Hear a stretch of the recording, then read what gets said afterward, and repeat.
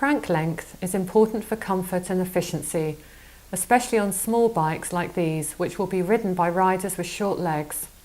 Cranks which are too long cause the rider's knees and hips to have a longer range of movement, and that can be uncomfortable for the rider. And because you have to set the saddle height according to the rider's maximum leg extension when the pedal is at its lowest position, long cranks mean that the rider's knee will come up much too high. Adults generally use cranks between 170 and 180 millimeters long, so a young rider who's short enough to ride a bike like this ought to use much shorter cranks than that.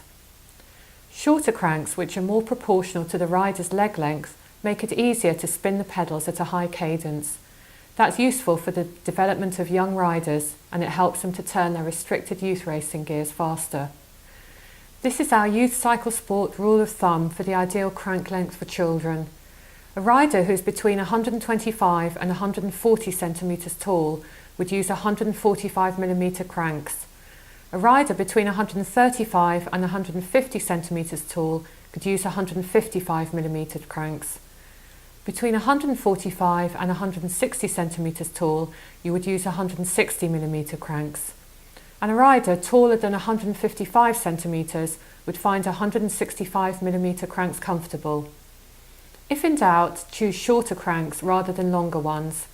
Chain sets with short cranks for youth road bikes used to be very difficult to find, but there's a wider choice now than there used to be.